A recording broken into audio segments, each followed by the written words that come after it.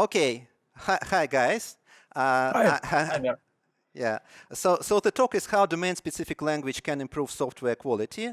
So DSLs are languages, formal languages tailored for a particular domain that can be used by subject matter experts who don't consider themselves programmers. So our speaker is Markus Voelter. He's a freelance consultant who does architecture, development, and language engineering. And our expert today is Vladimir Sitnikov, who is a performance engineer. Hi, Vladimir. Who is performance engineer in Netcracker, and he is a Heisenbug program committee member. Hi, guys. How are you? Hey, I'm fine. Hi. It's great. When I was reading the description of your talk, I recalled a case in my career.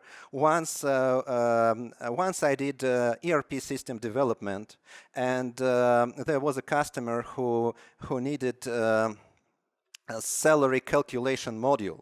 And and although we already had this salary calculation standard module, and although we already had a framework for it, I remember it was a sort of hell because it's legislation in this field is it's very complex.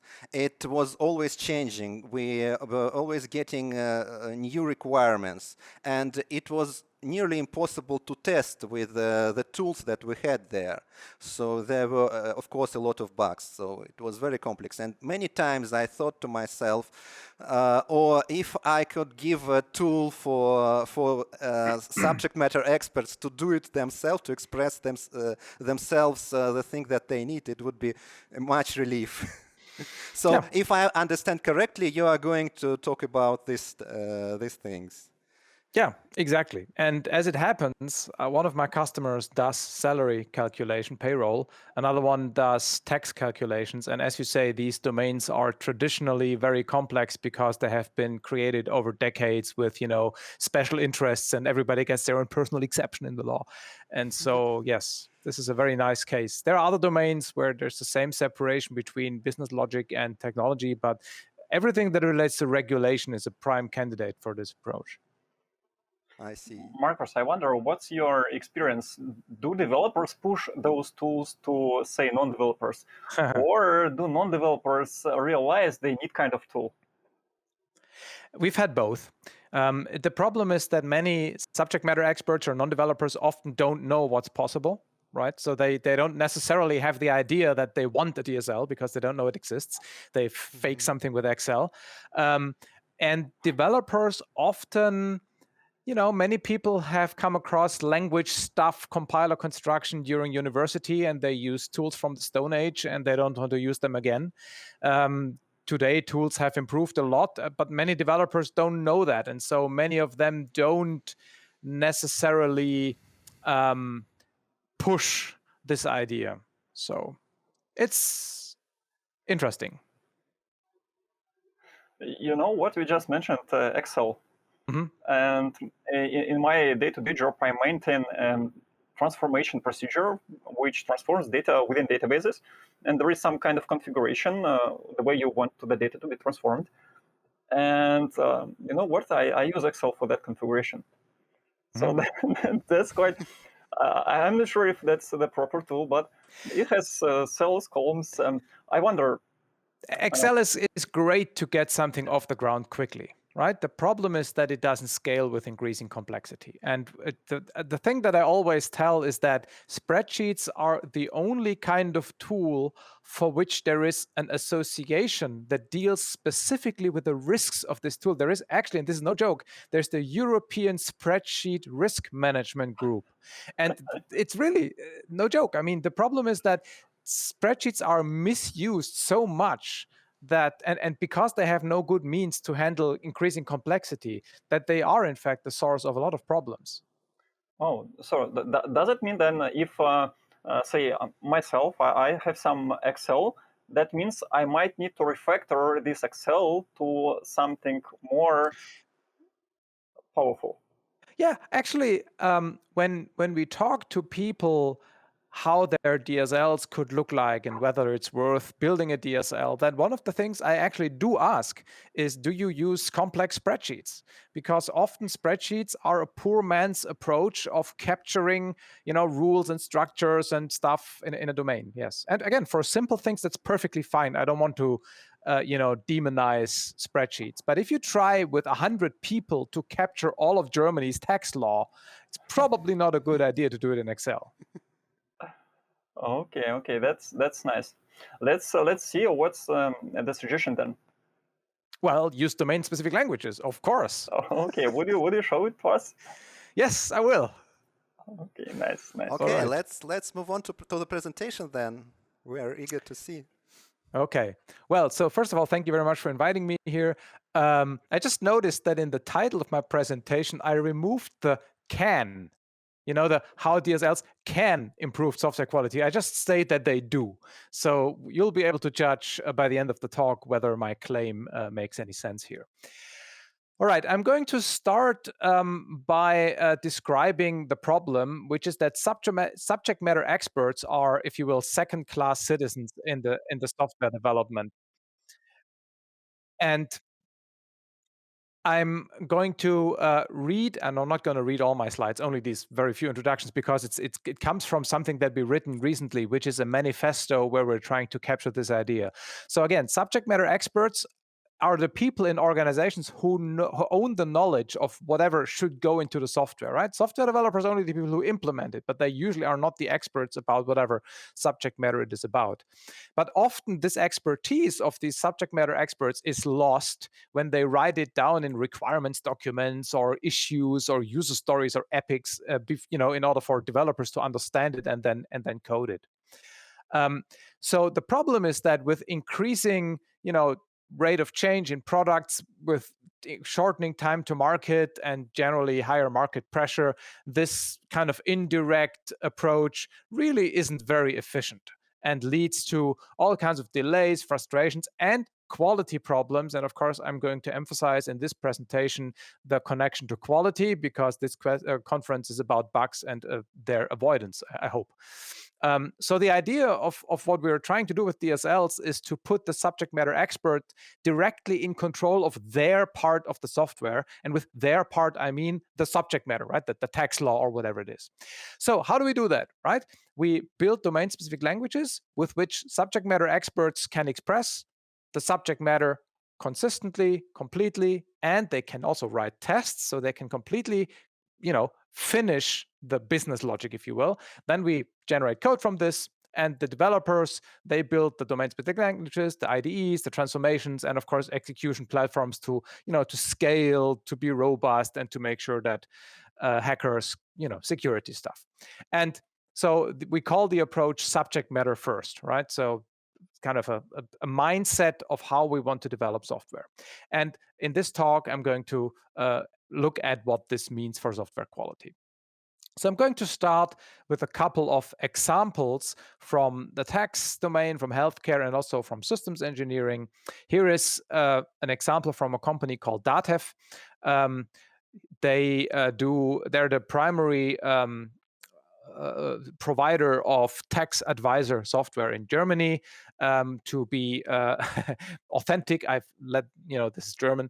It doesn't matter. The point is that we represent these tax calculations as trees, as tree-like structures. And the reason why that's the case is because the law implicitly also has this kind of bottom-up tree-style calculation scheme implied. Of course, it's not explicit in the law because the law is just a bunch of stupid text.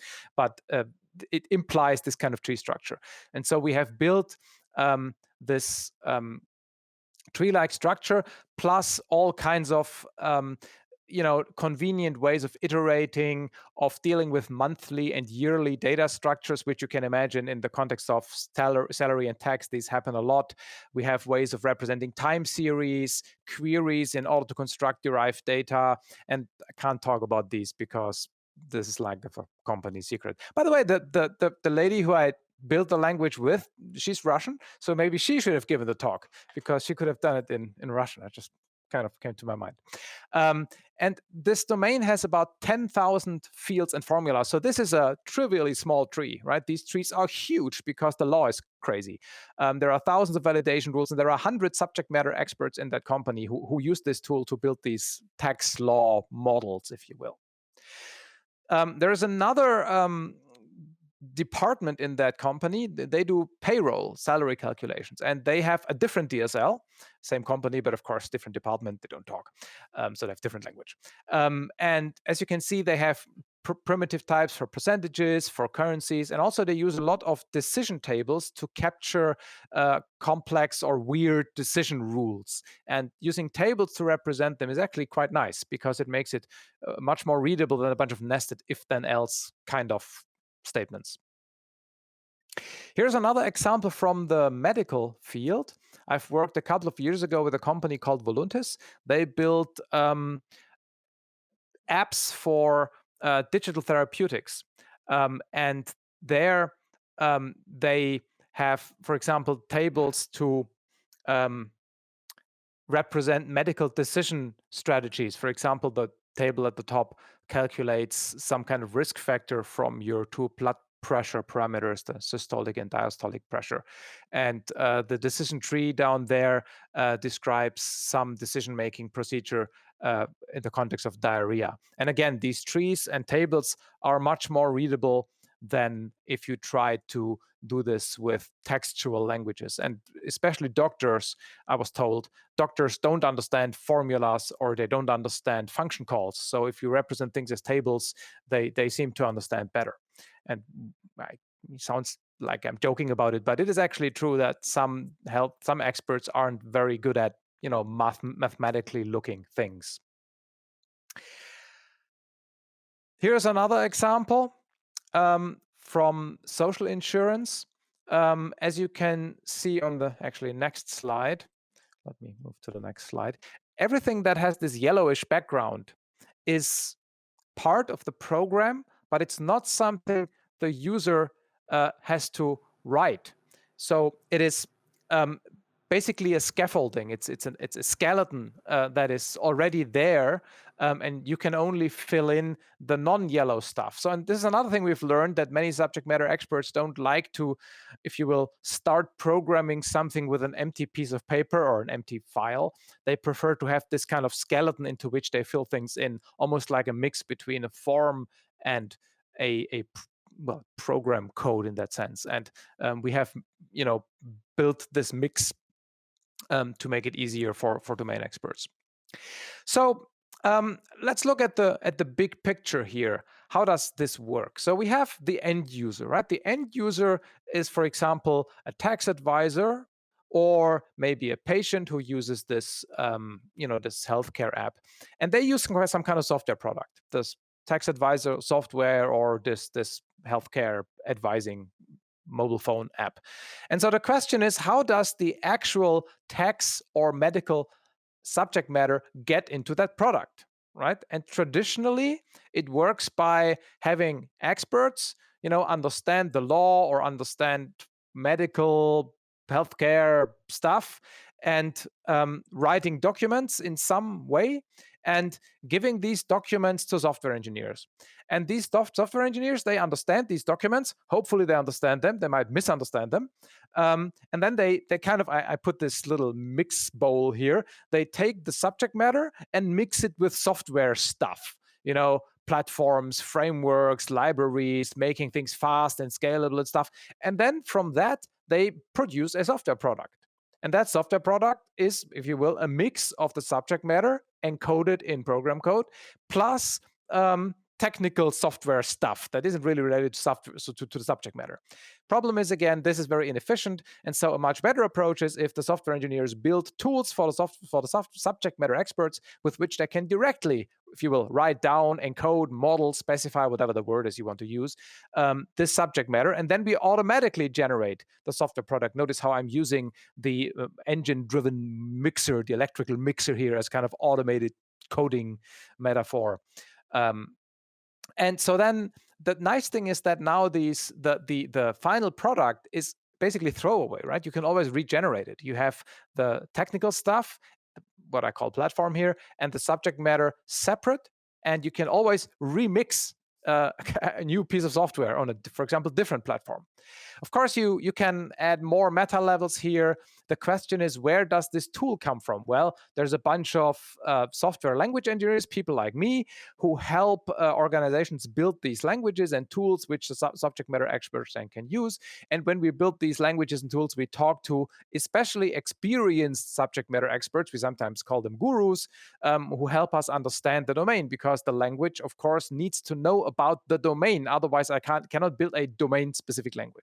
And you can jump even one more meta level higher. There might be these companies who build the tools with which the language engineers builds the tools which then the subject matter expert use to capture the subject matter and generate the software. And in the case that I primarily use, JetBrains MPS, these people would be a bunch of developers at JetBrains. So this would be the 4 meta levels involved in this overall picture. So one question you can ask before we get to this quality question: are we trying to make subject matter experts programmers? Are we trying to teach every text law expert programming? And this is a question I get all the time, and I think it's a very interesting question, but I think the answer is no, although there is some overlap. I have created this table here where you can see in this shading on the right that there is the darker shade means more relevant for, right? So the software engineers, if you start at the bottom, they look at, build pipelines, scalability, security, availability, and of course, developing generators, developing tools. That's purely software engineering stuff. But if you look at the very top, for example, caring about the details of each subject matter specialty and determining what is correct, what is a correct text law specification, that's something the subject matter expert should do, right? So there are these black and white areas, but there are also things which both share. For example, definitely the subject matter expert has to know what a plus operator is, or a greater than operator, or they have to care to some degree about dependencies and code reuse on the model level. So there is to some little degree, we're trying to bring some of the computational thinking to the subject matter experts, but only to a very limited degree. So there's a big difference between what they do and what, quote, real software engineers do. But it's a hot topic, and it's discussed a lot, and it's also the basis for a lot of philosophical, bar discussions. It's very interesting. So there's one more thing in general, kind of for which domains is this approach useful? When should you use it? And of course, it's only worth using if the subject matter is sufficiently large and complex, right? If there are actual experts you can get a hold of, because you're not going to build a great DSL if you don't find people who tell you what the domain is about. You want some kind of change within the domain, because investment into a DSL only, pays off if you use it for a while, meaning if, you want to adapt the subject matter and, evolve things over time. And also, it's helpful if you as an organization plan to stay in that domain for a while. My customers who do tax salary software today, they're not going to move to rocket science tomorrow. Right? They're going to do tech stuff for the next 100 years. But if you're a consulting company who does tax today and healthcare tomorrow, then building your own DSL for a specific project is very likely not such a great idea. So we've done it in insurances, right, for product definition, in healthcare, as I said, in public administration, as I said, and also in law and legal. Also, by the way, the Dutch government uses this approach to do all their public benefits and tax calculations. So they have completely moved over to this area also on top of MPS. Very interesting case. It's basically like a CAT program for the knowledge worker, right? You give, like a mechanical engineer works with CAT programs, in the same way we want to give knowledge workers tools to work with whatever knowledge-like thing they're dealing with. All right. So here's another example of a language, and connecting back to our small talk before we started, Vladimir, you can probably guess with which tool this language was originally prototyped by our customer, right? Well, I see it looks like a spreadsheet. Yeah, exactly. So the customer prototyped this in Excel and then basically told us, well, Excel is fine, but if I draw a vertical black bar between two columns, it looks nice, but it has no semantics. It doesn't mean anything. I can't run analyses on these, right? So they asked us to build a language in MPS that has all these semantics that we can use to generate C code, because these are tachographs that run in trucks, but they still wanted the same table style kind of notation. And so we've built something that looks like Excel-ish into MPS so they can continue to use this spreadsheet-like notation. But more importantly, they also wanted us to be able to express tests, right? Example driving scenarios where you then can use these rules specified in these tables to say, the truck driver should have made a break here because they're now driving for too long and it's illegal, blah, blah, blah. So down here, we specify examples in terms of time periods when they were driving and not driving. And then there are tests. Here's another example for testing on the level of DSLs. This is, again, our simple Bierdeckelsteuer. That's the beer, something with beer and tax. And we automatically generate this thing on the right, which is a test case where you can insert example data and assertions. Assertions are the rows with a question mark. And then you can, in the tool directly, run these tests so that the subject matter expert can write their test, their tax law tree specification. They can directly write the test, run the test directly, and once the tests are green and they have enough coverage, which of course we measure, they're done. They're completely done, because now the tax law in terms of the subject matter is completely specified. Then they check this code into the version control system, and then all kinds of generators kick in that generate Java code and C code to run all this stuff in the actual data center and so on. All right.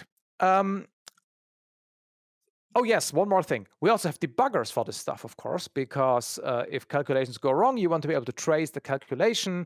We can even overlay the actual values in a particular calculation directly over the source code. So on the right here, you can see one of these text trees with the actual values of a particular test case overlaid over the actual source code, which is quite nice because the tree style notation remains the same. It's not, you're not looking at watch windows as we have in IDEs. You have the code directly, the values directly overlaid over the code. So in terms of workflows, how does this work? Well, you have the subject matter people who write models and tests. They understand, they describe their test, they review. And then there's the technical people who generate, who build generators and then, generate executable artifacts, code to run this stuff on whatever target platform. The thing is, sometimes people say this drives the technical and the subject matter people apart. And Agile is about bringing everybody together, right? It's about everybody on the same team and people talking and not trying to segregate the two. The thing is that with this approach, you have a really great way of integrating the two, if you will, disciplines or subgroups, because now you have a precise specification which the one community writes in and the other community generates from. And now you have something that's non-misunderstandable as a kind of, as a centerpiece for collaboration. So I guess my point is that this does not drive the two communities apart. It just gives them a better foundation on which to collaborate. There is also a DevOps perspective. I don't know if people are interested, maybe just very quickly. Again, the idea is that the subject matter expert creates these models and the tests, then they check it in. The tests are executed again, just to make sure that the, the behavior on the build server is the same as on the, on the computer where the person edits. We all know this can never be different, right? Tests never fail on the build server after they have run locally. But who knows? We still check. This was cynical, of course. Once that has happened, we generate the code for a target platform, package everything up, and then do a smoke test on some staging environment, and then put it live. The important point here is, after the subject matter expert has written their subject matter models and the test cases, nobody will ever look again at this subject matter. The pipeline is completely automated. There is no developer who has to read specifications and code something up. Developers still do code. of course, they code all the technical stuff, and they code the IDEs and the languages and the generators. But in the particular workflow for a specific tax law or payroll rule, no technical developers are involved. And this is really great because, as Ivan said in the introduction, he doesn't really care about all these details because it's the domain of the subject matter experts. All right, how does all of this relate to software quality? So I have a couple of thoughts here. Obviously, I mean, we wrote a 60-page paper about some of this stuff, so I could talk about this for hours. So some of this is a little bit summarizing. So the idea is, of course, just to repeat the general idea, if you have no brain-to-brain communication between the subject matter expert and the developer who then programs things, there is less opportunity to misunderstand, right? So what we do is we make the computer language more abstract so that the subject matter expert can directly talk to the computer, and there is no brain-to-brain communication. There's only brain-to-tool, and then hopefully the generator makes no mistakes. I'll get back to that. Also, the higher level of abstraction that you use when specifying subject matter with a suitable DSL just avoids low-level errors. I mean, we recently had to build a generator to C. And C, even in 2020, is still a crappy language. I mean, it's good for maybe operating systems, but it's really bad to implement tax rules. But for historical reasons, it has to be a C code. So by generating things, we avoid low-level mistakes. The generator either does things wrong all the time or never. They don't make random mistakes. So that really helps. Another thing is that these abstractions and nice notations, they help with reviews. Any healthcare person can, look at such tables. They can't look at C code. So reviews with experts is easier. Also, we have, for example, built simulators with which these healthcare people can directly play with these diagnostic algorithms on their phone before it's coded, before it's an iOS app, before it's in the App Store. They can directly play with their specifications, which helps. There are also analyses that are easier to build. I just have a random list of things. For example, an analysis that complains if there are tax values declared as public, but they're never used. That's almost like a dead code kind of thing or wrong visibility thing in a programming language. That's easy. There's another one like you cannot add a temporal value and a scalar value. That would be a type checking error, but it's a type checking error that knows about temporal values, which is a domain-specific concept. Pre and post conditions of function-like things are always met. We can prove that for any possible execution of a program, the precondition of that function always holds. In some languages, we did that, not in all, of course. In this decision tree you wrote down, there is an alternative based on value ranges and OR and AND operators that is never handled. So there's kind of a hole in your decision tree. That's an analysis we do. Or for all possible execution, a certain dangerous state we can prove will never occur. You can imagine that this is very helpful if you do healthcare stuff, which is safety critical. Or not all security risks have been discharged through a mitigation. That's something we have as a kind of an error message in a security analysis domain-specific language. Or the attack scenario X is classified as high risk, but there's no mitigation. It's another one of these security kind of checks. Or in a safety analysis tool, the fault X is propagated from component A to B, but B doesn't handle it. Right? So there's a fault that might propagate, but it just kills the component B. There's no way to deal with it. Or there's a resource contention between resources X and Y in scenario Z. So these are all examples of non-trivial analyses which you can do in your programs if you describe the program on a meaningful level of abstraction with a DSL. If you try to find all these problems in C code, low level, good luck. Also, again, we talked about security and safety, but again, this whole notion of scalability, performance availability, and maintainability, and all these other illities that we developers always care about, you can encode a lot of these best practices in either the platforms or in the generators, right? A generator can embody the use of platform best practices and therefore, if you will, generate good code. And this whole thing avoids the legacy problem. So how does software development usually work? Well, you take the subject matter, you take the technical stuff. You take your manual mixing, which you call programming, and then you create software. And this software is the only formal thing, right? The requirements usually aren't formal. They're usually a bunch of text somewhere, if at all. And so the software is the only thing that survives and that is maintained and that is evolved. Now, what happens if you want to run the same subject matter on a different technical platform? That's the classical legacy problem. Your mainframe COBOL thing has become too expensive to maintain. All COBOL programmers have died. You can't pay them $1 million per year to resurrect them. So you have to implement it in Java. So how do you get all the subject matter out of your COBOL heap of stuff? This is really hard. It's really hard to get this out again. So maybe it's a better idea not to do this, right? And instead keep the subject matter and the technical stuff separate all the time, maintain them separately, and then use a generator to mix them. And then the software itself, the final thing, is disposable. You can throw it away. You can regenerate it all the time. And if you now want to go from COBOL to Java, you just have to write a new generator. That's not always trivial, but it's much less complicated than trying to reverse engineer the semantics of your domain from a heap of 20-year-old evolved crappy code. So this is a really big deal if you look at it from an architecture and quality perspective. Oops, sorry. So let's look at one specific aspect of quality, which is safety, right? How do you guarantee or ensure that these generators we talked about all the time here, that they don't introduce additional bugs? You know, the subject matter specification is correct, the test cases are all green, coverage is fine, but then your generator generates wrong code. That's bad. How do you avoid that?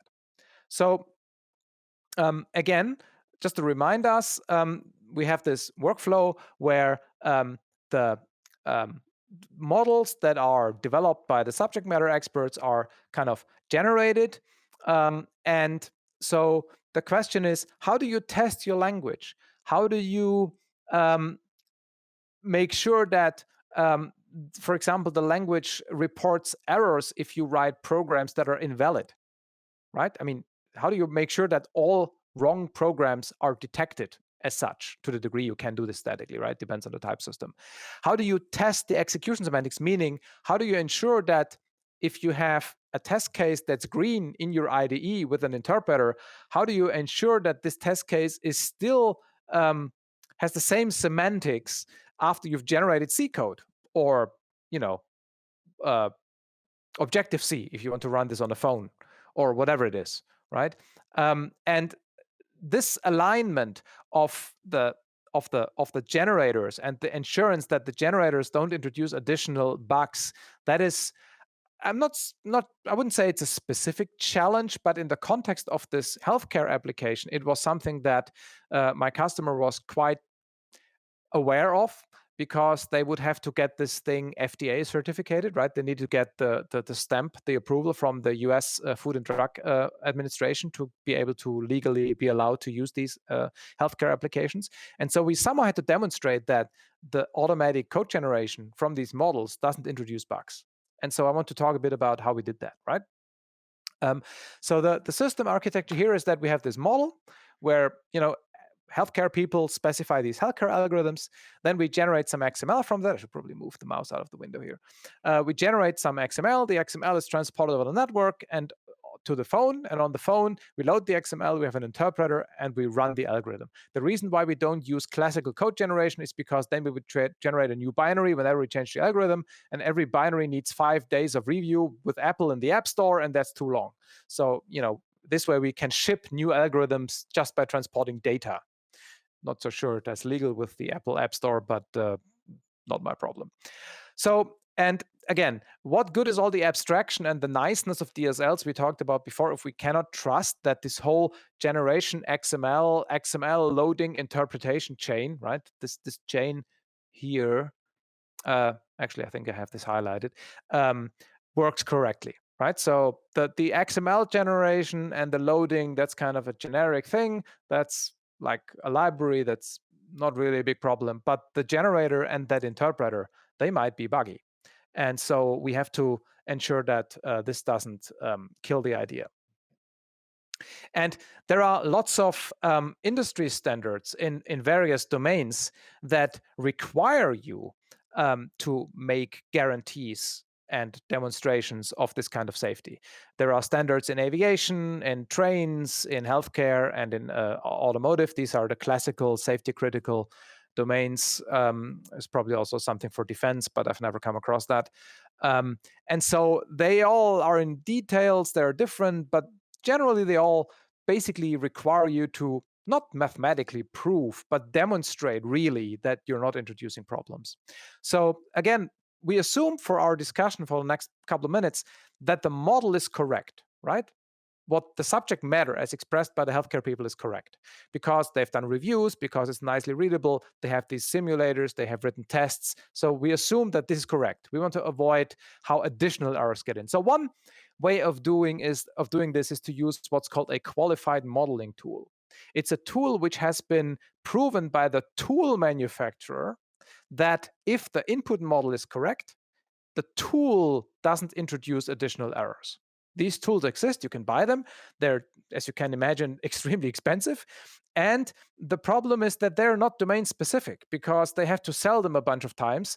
And obviously, if it were specific to one particular company, then you can't sell it a lot of times. So these are generic and not that useful for this kind of work. The other idea is to hopefully, you tell JetBrains, hey, JetBrains, MPS is really nice. Can you please give us a document that says we guarantee that whatever generator you built with MPS, it's not going to introduce bugs. They'll tell you, was nice knowing you, goodbye, right? Won't happen because MPS, of course, has not been developed with safety criticality and, proving correctness in mind. So it's hopeless, doesn't work. So we have to assume that this whole stack from requirements over the model to the language generator, frameworks, programs can all be buggy because none of these ingredients guarantees us that there aren't any bugs, right? So what can we do? Well, what we did is basically end-to-end testing. It's the only thing we can do, but we did end-to-end testing with redundancy. And we did with automated redundancy. And that's the key, because redundancy basically means you do things twice, which means it's twice as much work, which is not very much fun. But if you can automate some of that redundancy, then it's maybe only 1.2 times as much work instead of 2 times. And now we're talking. Now it becomes interesting. And that's what we did. So the general idea is we have modeled in our modeling tool the system model, meaning the description of the healthcare algorithm, plus tests and verifications, also as a model. We generated both of them to, in this case, the XML, which is then interpreted.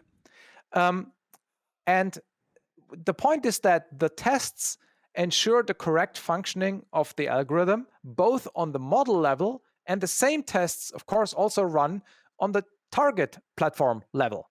And of course, they have to be green in both cases. So if we have enough tests and we have enough coverage, and they're all green in both cases, then we know that the semantics of the interpreter in the modeling tool and the actual runtime on the phone have the same semantics, and there are no additional errors that have been introduced. Now, of course, it's not quite as easy because there might be various risks. For example, if I have a generator that generates my algorithm to whatever target language, and I have another generator that generates my test cases to a target language, and they have a common mistake, then the algorithm might be wrong, but the test doesn't find it because it has a compensating error. Or there might be unrelated errors which just happen to compensate themselves. So we made this risk analysis. We thought very clearly about what can go wrong and what do we have to do to mitigate all these risks. And for example, one thing we did is that the developers who built the transformation of the algorithm and those developers who built the transformation for the tests, these were different people. So that if they misunderstand something about the language semantics, they don't have the same misunderstanding both in the test generator and the algorithm generator, which might lead to compensating tests being just as wrong as the actual code they test. And so we did a couple of these things. We generated everything to 2 target environments. So we made sure that the target environment wasn't we would notice if there were errors in the target environment, in the interpreters. And so it was a bit of work, but ultimately, to kind of, get to the bottom line, and I don't have this in the slides because it's not something I can put in writing, but turns out that the first application our customers built with this approach was their first product that did not have errors after it went to market. Right? So obviously we did something right. So this whole redundancy, this automation, this measuring test coverage and stuff proved that things actually work. And a lot of these mechanisms we had to do to ensure safety, you would have done them in manually written code as well. So there's actually not that much overhead in the approach. All right. So and there are significant improvements in efficiency. There were things that took weeks before, which took a couple of minutes and hours afterwards. The problem in healthcare and in many other safety-related environments is that the later you find a problem in your code, it's always more expensive than if you find them earlier in your development. But if you don't just have to write code and tests, but if you also have to write all kinds of documentation for your safety process, then it's even more expensive if you find them late. And so that's why this kind of approach is especially useful there. We wrote a detailed paper about this stuff if you're interested. All right, so I'm almost at the end. Very quickly, you might wonder, how do you build these languages? Do you take Lex and Yak and Antler and other Stone Age tools, or even open your Java IDE and just manually start implementing languages? No, you don't. You take specialized domain-specific languages for the domain of language development, right? For example, MPS by JetBrains. There's this notion of language workbench, which are tools for building languages and other IDEs. There's lots of them. I use MPS, it's open source. It has a projectional editor, so it supports also non-textual notations like tables or trees or fraction bars, math symbols. And it also supports language composition, which is nice. You can reuse existing language modules, so you don't have to re-implement them all the time. And the tool allows you to define editors, type systems, constraints, refactorings, interpreters, code generators, code completion, find reference, all the IDE beauty you need for developing interesting IDEs and languages. And so it's really not your daddy's parser generator. It's really different. So if you haven't looked at these tools, do yourself a favor, look at them. And by the way, there's a screenshot of the MPS website. You can actually download it and play with it. It's open source, it's free, as you would expect. All right, one last thing. As I said, language modularity is nice. And we have built a language in MPS called kernel F. F for functional, kernel for the core of stuff. And lots of our DSLs are built on top of that because we don't want to reinvent, number literals and int types and grader operators and function calls all the time. And because MPS supports language modularity, we can reuse that. So what we do is we take kernel F, build a bunch of domain-specific stuff around it, and then we notice, we need a bunch of more expressions. A few other things are ugly. We want to make them different so that domain experts can read them more easily. Some stuff we don't need at all. And then we iterate and we grow things towards the domain. And that's a very nice way of building languages because you don't have to reinvent the wheels. I get bored quickly, and if I have to build the same expression language 10 times, I'm annoyed. And so we don't have to do this way. And for example, if you look at this Voluntis case, we had 5 languages, or actually 4. One of the fifth is kernel F itself. And if you look at the stats on the right, you can see that we used 31% of all language concepts were inherited from kernel F. 23% were another set of expressions. And then about whatever the rest is, 50%-ish, was built specifically for the healthcare domain. The same kind of ratios in this text law case.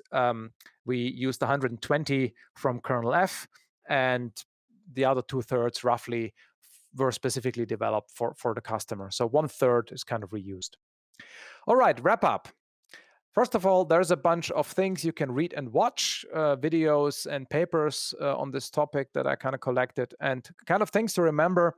You should use DSLs to allow subject matter experts to contribute to software directly, as opposed to just letting them write stupid documents which nobody understands and reads, and then translate the models directly, automatically to code that runs on stable platforms. This direct subject matter input will ease validation and will also improve the quality of the subject matter itself, and the platforms and transformations will reduce and avoid low-level errors. And software engineers build the languages, IDEs, and platforms and maintain these artifacts. So basically, and then you use, of course, language workbenches like MPS or Xtext for building these languages. All in all, I think you will enjoy work more because, first of all, you get to use cool tools like MPS, but more importantly, you as a technical person, you can stop worrying about every stupid detail of tax law or similar domains. And this, I think, is the end.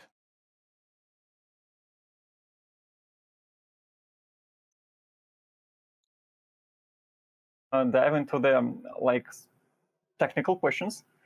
I would like to thank you, the ones who ask questions. Don't hesitate, write in English or in Russian. We'll discuss it. And the immediate question was like, okay, you build the language for the main experts, and you have a mix of English and German. Was that on purpose? Or is it like? Yeah. So before I answer that, something came to my mind. I'm supposed to tell you that you can win a book. The person who answers the best question, and I'm going to judge what the best question is, that person will win a book. So you might want to say nice things about domain-specific languages. This might increase your probability of this being the nicest, best question. This was a joke. So yes, it's interesting. First of all, when the keywords in kernel F, they're English.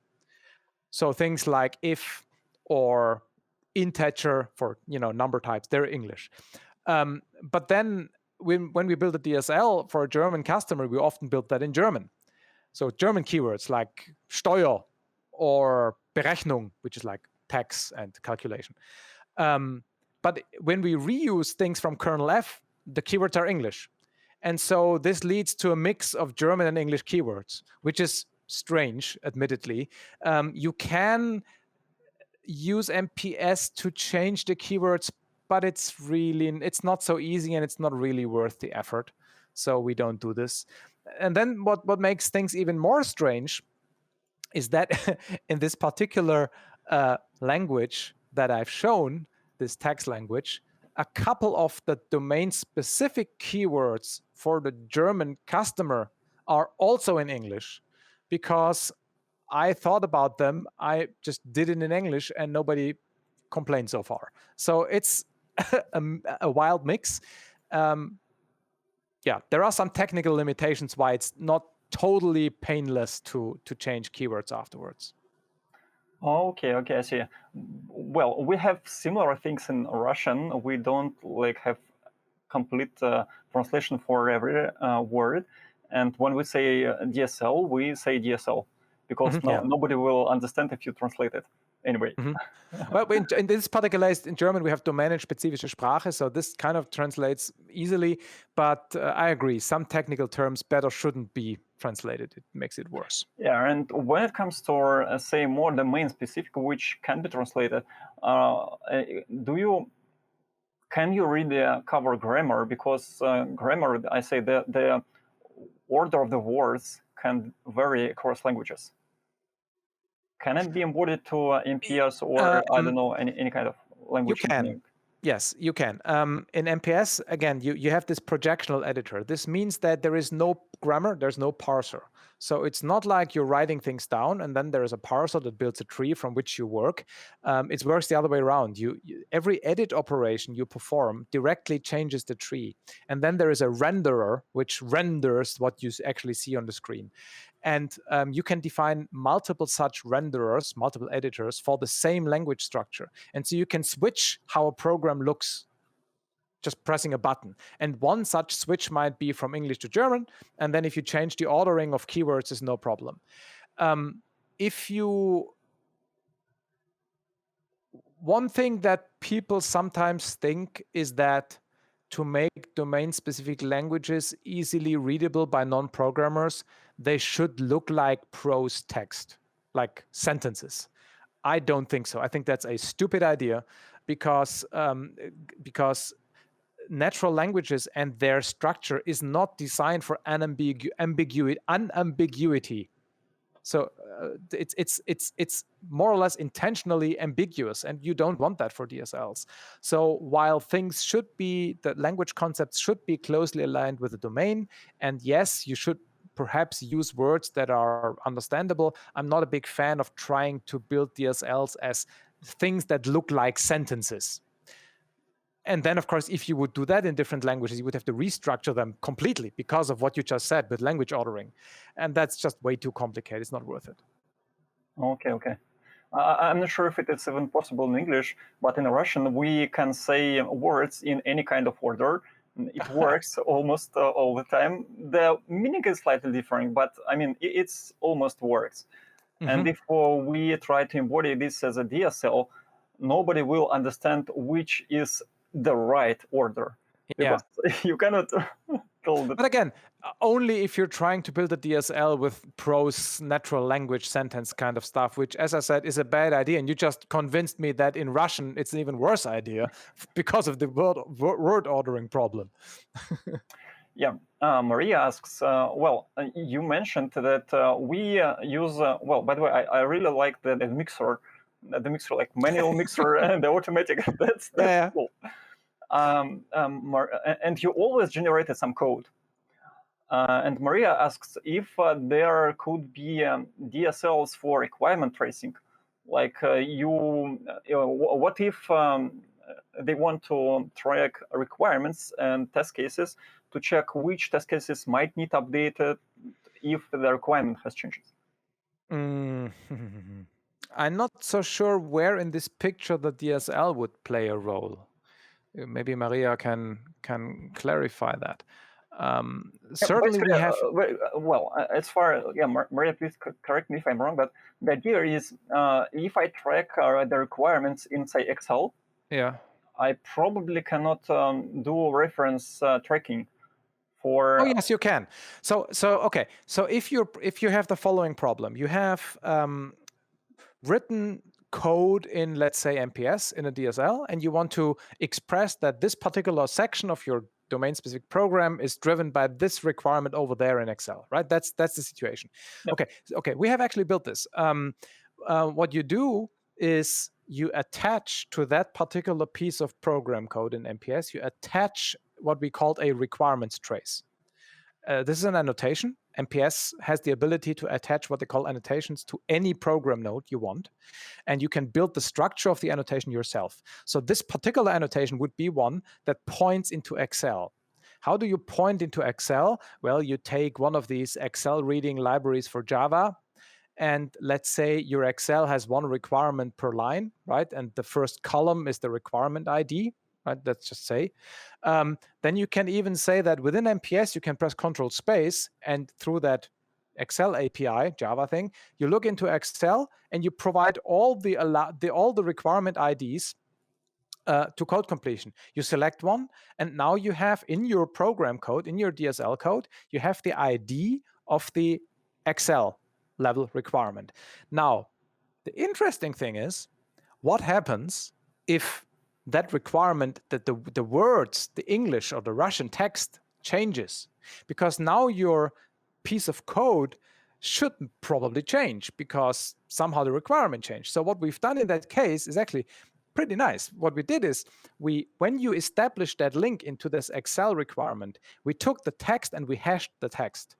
And we stored the hash of the text in that trace annotation in MPS. And so later, when you, after a week, you open your MPS program again, you press a button, validate, and then it goes back to this Excel thing, recalculates the hashes, and tells you all the places where the text of the requirement has changed after you have established the link. And so this way, you don't just have the trace, you also get tool support for telling you, well, maybe you should revisit your code because something changed in the requirement. So I hope this answers the question. Yeah, that's nice. And I wonder, should we implement this tracking, or should we embody the requirements right into the DSL?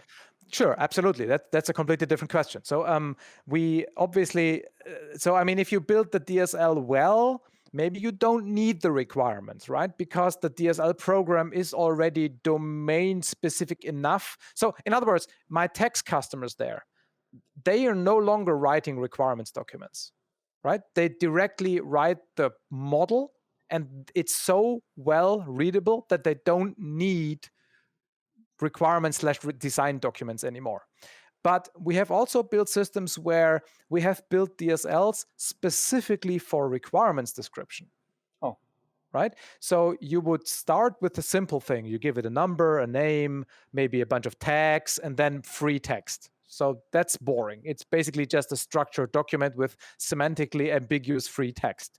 But in addition to the free text, you could also plug in formal fragments. So you have free text, and then you have a little bit of formal specification. And of course, it was built in an extensible way. So you can extend the way how you specify the formal part. And so this way you could start with the actual stupid text.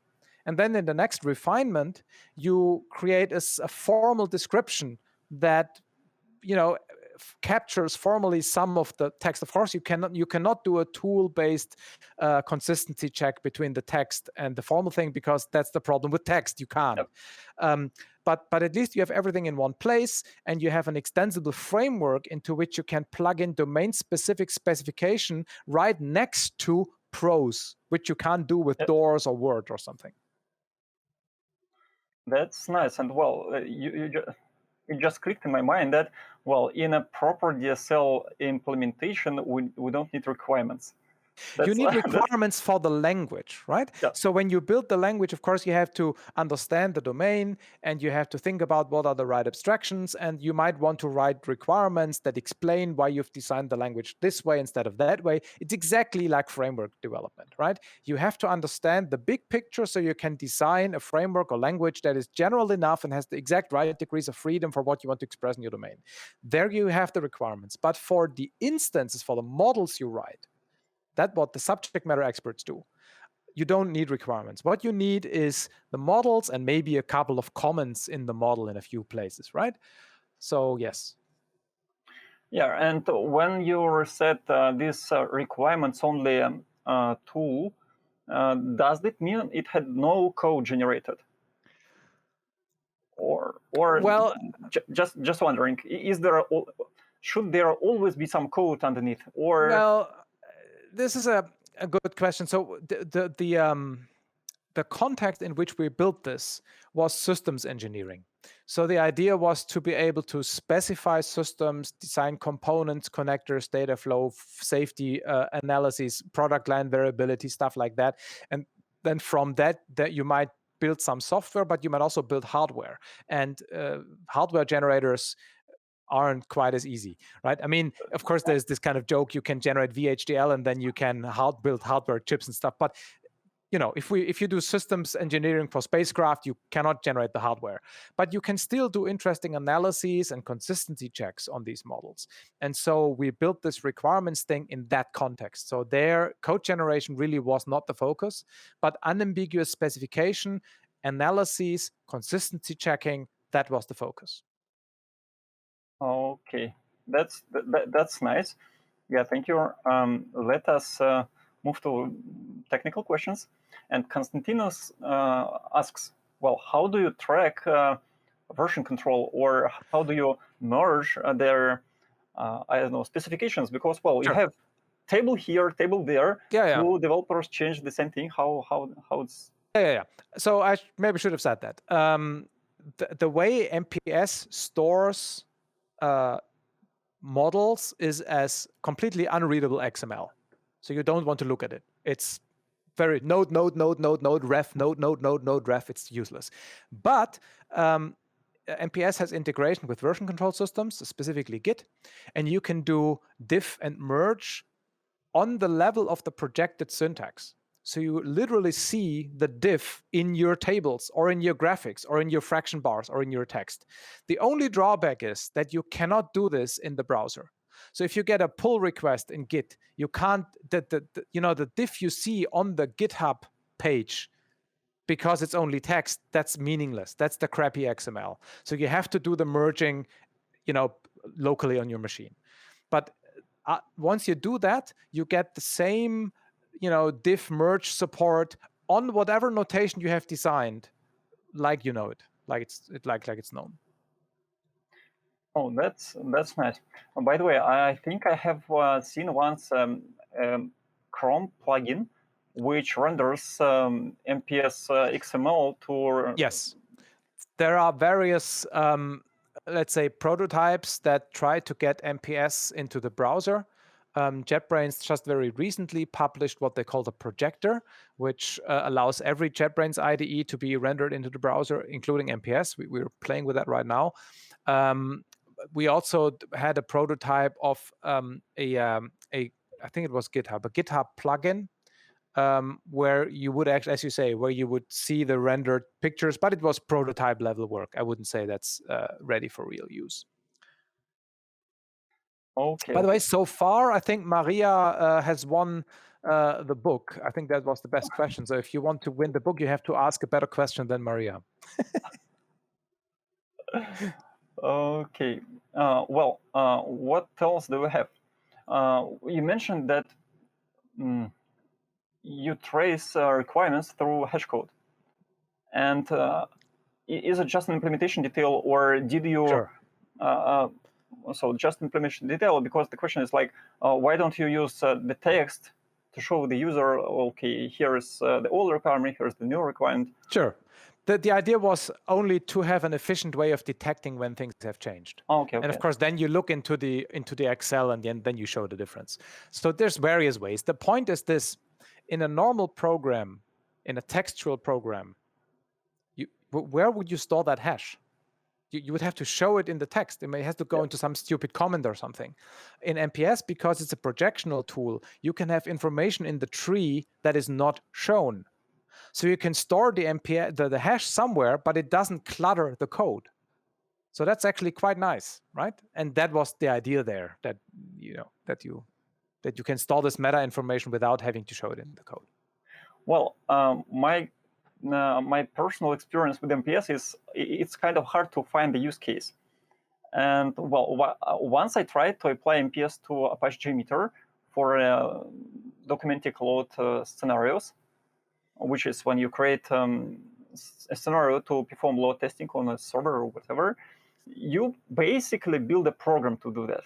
Currently, it is Java UI, which is its own domain-specific language, which lacks modern tools like, I don't know, auto-completion, versioning, and things like that. So it's stored in XML proprietary format. So it's kind of hard. And you know what? When I approached the users with a question like, oh, do you need a beta tool, or do you need this or this feature? They just didn't care. So that was kind of puzzling for me. Is it your experience the same, or is it the wrong question? So how do you find the place where the tool can be useful? Well, I mean, customer approaches, there are different scenarios. One is where, a very concrete case, in the Voluntis case, in this healthcare thing, the CTO knew about DSLs, and he said, we want to expand our business. We want to develop lots of these applications. The way we do it right now manually is way too slow. I think DSLs are a great thing. Let's explore, right? So that was one scenario. This is easy because there's no sales, right? There's no convincing. They already knew that they wanted it. They just needed help. That's cool. In the text case, it was a little bit different. They had DSL-like things in the past. There was not a lot of DS in the L. It was a language, but not very domain specific. But they had kind of a couple of people in the company who already thought in this kind of way. And so the question was, let's explore the domain. For example, the question was, can we describe UIs, forms where we enter data with domain-specific languages? And does this make sense? What are good abstractions? And so we built prototypes. We gave them to users. They tried to describe UIs. We noticed that things were missing, and we iterated. So usually it's a two-step process. Often we have to sell the vision. We have to sell the idea. With sell, I mean convince people, right? We have to convince people that a DSL is worth building, that the effort is not too big, that the tools are mature enough, that building your own language is not a totally crazy idea, right? Some people think that's a crazy idea. And once that is done, then it's actually easy to get requirements. You just build a little language, you give it to the subject matter experts, they try to express things, and they'll tell you, wait, this cool, but there's stuff missing. And then you iterate until they have no more requirements. Okay. You know what? I just realized that we as developers cannot really write code. We use Stack Overflow for that. We use what? Stack Overflow. Stack Overflow, yes. So how do you use Stack Overflow with MPS? Or is this a technical question, or is it the question whether you will find a lot of MPS-related things on Stack Overflow? Well, that's probably a technical question, because if the language is text, it can be copy-paste. Sure. Well, I can copy-paste text, but if it is a fancy table, I cannot really, should I copy the image or? Sure, no. There's lots of answers for that. First of all, if you have languages in MPS that are originally textual, let's say Java, then MPS has a parser integrated, and you can actually copy from Stack Overflow and paste it into MPS. If you have your own DSL that uses tables and stuff, it's harder. Now, the Stack Overflow problem is, I don't know really how to solve this, but what we do when we want to, for example, send code by email, right? I mean, you shouldn't, because that's what you have a version control system for, but still. Then we have a copy as XML. It gives you an XML string, which we optionally UU encode. And then you can attach this to your email, and the other guy can take that, copy that, and paste it, and it reconstructs the tree. There are also other nicer features. For example, if I want to send you a pointer to a piece of program, I can copy a node URL, which is the URL to one specific program node. I can send that by email. You click on the URL, it opens MPS and navigates exactly to this point. So that's something you cannot do with code. But of course, as you say, the graphical table on Stack Overflow is harder. So there are some things that are easier with projectional tools. There are some things that are harder. And it's a trade-off. Okay, nice. I wonder, how do you...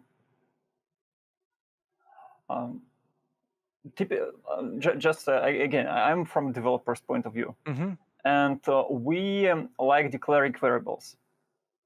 So we hate languages when variables appear out of thin air, and regular non-programmers, they typically work in a different way. So they don't want to declare something. That's my experience. Is it the same, or how do you solve this kind of issue with domain-specific languages? It really depends. I mean, I take your point. Sometimes they tend to think that, why should I declare a variable? I can just use it. And we have built languages where the first use of a variable is an implicit declaration. And that first implicit declaration, for example, infers the type of that variable from the context, and then subsequent uses are type checked against that inferred type. But it makes the language more complicated, the implementation, I mean. It also makes certain checks not so easy, because you can't distinguish if you have a misspelled variable. You can't distinguish that from a new one, because how would you know, right? And after a little bit of convincing, I can usually get people to understand these kinds of things, and they are then willing to declare things. Also, often you don't call it a variable declaration. You call it something domain specific that is useful to them. And for example, when you declare a variable and you don't just say its name and its type, but you also add, let's say, value range constraints and maybe a documentation, then, all of a sudden this is useful and it's not a stupid variable declaration. And so by using these kinds of psychological tricks, if you will, you can avoid some of the implementation complexity as well. Oh, that's amazing. You mentioned you can do debugging for DSLs. I wonder if it is used often by, say, domain experts. It depends, yeah. The thing is, what subject matter or domain experts are not good at is complexity, because that's what they're not trained to deal with this. Software engineers, they got used to huge tool stacks and complicated tools and debugging sessions. So while the text people, for example, they do use this debugger that I've shown, but if it becomes too complicated, at least initially, they will, ask some of the technical people to come and help, which is perfectly fine. I mean, it's not about making sure they never talk, developers and the subject matter experts. That's not the idea, right? If they can do 95% of the work independently, and for the remaining 5% where we're trying to reduce complexity, or, when they build a huge monster model and we decide it's better to separate it into two for modularization reasons, it's perfectly okay if they can't do it alone. I'll spend 2 hours with them in that case. That's fine. If I can do the 95%, good. And same is true for debugging. If there's a really complicated corner case, well, then spend an hour with a developer. Nice. And when it comes to the implementation, does it mean, say, MPS has holes or drills to fill in your own parts of the debugger, or do you need to implement it completely from the ground? No, for example, when we built a version of C in MPS, in the Embedder project, the debugger we built in MPS used the GDB debugger as the backend for the actual debugging engine. And we only adapted visualizations and tool integration. So I'm not sure exactly if that was your question, but sure, if you have existing runtimes with existing debuggers, of course you would plug them in, absolutely. I wonder if your experience with domains is when you show their variables or values as they flow through the program. Like in Excel.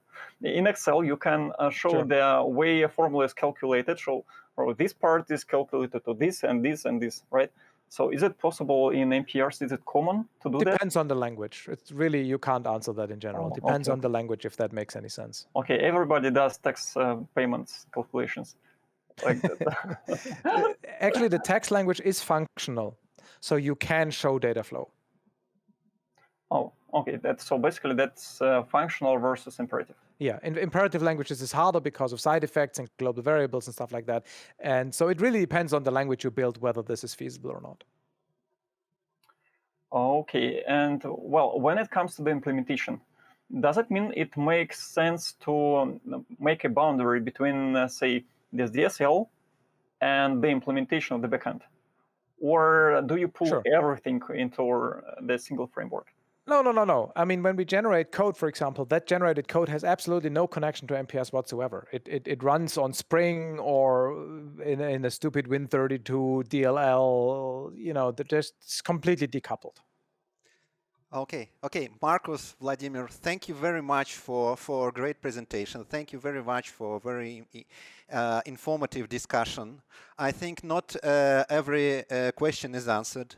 I listened very carefully, and I'm deeply sorry that I can't join you in Zoom afterwards because I have to prepare for the next block. You have to work. Yes, I have to work.